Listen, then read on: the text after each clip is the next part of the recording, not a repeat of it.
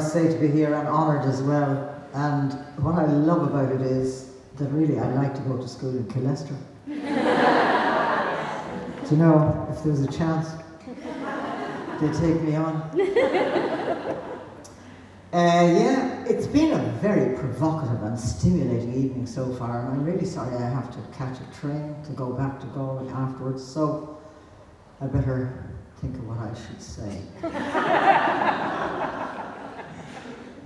The whole question of the state and authority and cute tourism, which was what I was told I was to talk about, fascinates me.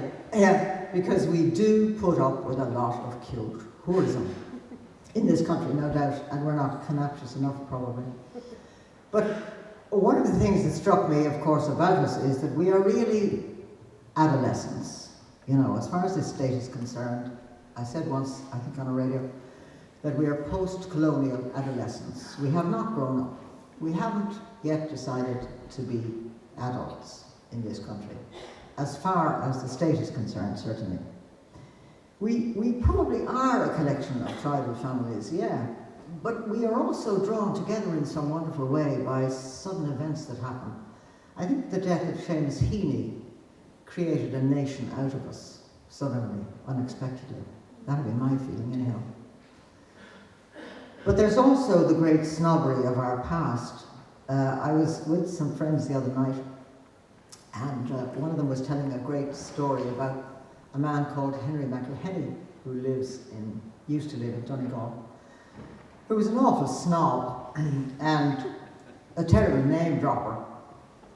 And this painter, Derek Hill, lovely northern painter, decided to kind of beard him with this and said to him, you know, really, Henry, you're an awful name dropper. Would you not kind of think about what you're talking about? You know, you're in Ireland now, so wouldn't you stop it? And Henry said, oh, you're right, I will. As the Queen Mother said to me the other day. There's a bit of that in us, you know, somewhere hidden. My experience of the state was working in RTE, and then working in the Abbey, and then being involved in bits of film here and there. And I'm now trying to build a cinema in an independent cinema in Galway, and that's why I have a sign of a scaffold on my left cheek. And my experience of the state, I suppose, was more or less an obduracy and an arthritis in the organisation, which lacked spontaneity, which lacked respect, and which had no understanding of the means and the necessity of serendipity, of humour, of sensuality, of real life. And therefore, they got into a state very often where they were actually paralysed. And people in RTE, for some of the time that we were there, which is a very long time ago, didn't realise that it's through freedom and eccentricity that real creativity and real health occurs in a nation. I left RTE with some people who were there, and I was fired by the Abbey. So from that point of view, I had the experience of both sides. And I went to live in Belfast, which turned out to be a wonderful experience. And it was there, actually, that I learned something about rites of passage, because I did some work in anthropology, and it was about belief systems. And I recognised, I suppose, that the state is just a construction. It's a kind of an intellectual, conceptual arrangement, which people allow to happen, people in nations and in tribal groups and in families, simply in order to divest themselves of the bother of having to do certain things, like run the transport system or operate the education system or those kinds of things. And the humans among us therefore say, okay, we'll choose a bunch of people and they'll do that on our behalf, and you know, we'll give them a few bob, and if we don't like them, we'll get rid of them. And in a sense, it's a great system. It's the kind of thing that old societies did forever. where they chose a king for a year and then they took him out into the desert and they slaughtered him. And in a sense, that I think is what people in this country do from time to time. They rear up, they say no. And if they don't say no, then sometimes they have to resort to things like getting very drunk and becoming alcoholics or drug addicted or those kinds of things, which is a terrible judgment upon the systems that we have agreed to enable the state to continue. So whether there is a nation, and I would argue, yes, that there is a nation, and that it resembles probably more a work of art than it does a work of intellect. I would see the nation as something resembling a symphony or a painting or a poem or a piece of literature. And I would see the state as a sum, you know, a banking sum that perhaps has been gone wrong sometimes. But also a set of rules and regulations within which power is operating instead of authority.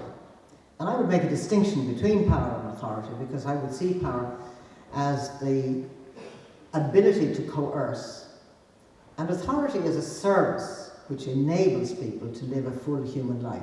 I was very grateful for what Marie said about the film with Bernadette Devlin, because she is a woman who understands the nature of authority and understands the nature of power, and is both humorous and honest and honourable and wise and funny.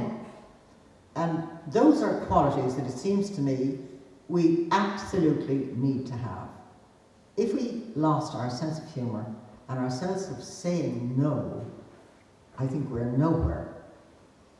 I belonged from time to time to, or supported various movements, for instance, in Mullaghmore, in the west of Ireland, in the borough. The government, in its wisdom, that is to say the state, decided to build a visitors' centre. They call them interpretative centres. And there was going to be one in the borough, in the most exquisite, wild area with an amazing mountain. And persons who had been appointed by the state to do as it was felt they should do, decided that it was necessary for tourism and for the continuation of the technology to run the state, that these should be built wherever the state decided.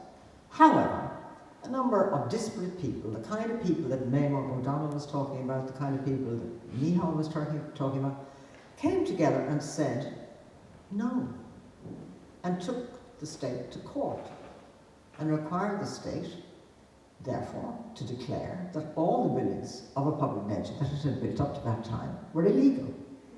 But they had to change the law, so they did the following night.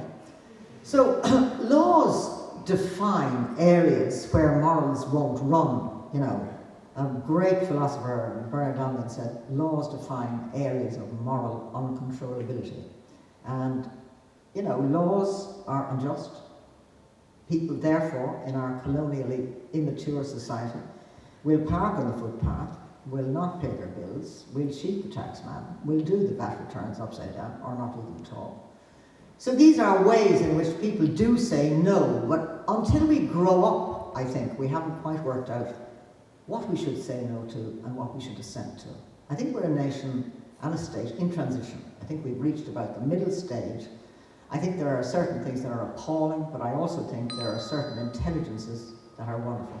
And I believe, like Tommy Tiernan, in the innate decency of the Irish people, and I want to finish with his story as follows. Because I think really our sensuality requires to be given a boost now and again. As Yeats said, all things fall and are built again, and those that build them again are gay. And he meant gay. Tommy's story, which I heard in the Aran Islands last month, is as follows. He was doing a gig in Tullamore, I'm nearly finished now, and he went out in the interval, and for a cigarette, I suppose, and there was a woman smoking on the pavement and cursing furiously. And he said to her, "Oh, what's the matter with you?" And she said, "Oh, I'm on a blind date, and he's awful, he's awful. He's from Donegal, and he smells of fish. I think he's a seal." So he said, "Oh God, that's awful. What are you going to do?" And she said, "I'm going to give him the ride of his life." That's not the story. And he said, "Why would you want to do a thing like that?" And she said, "He's after coming all the way from Donegal."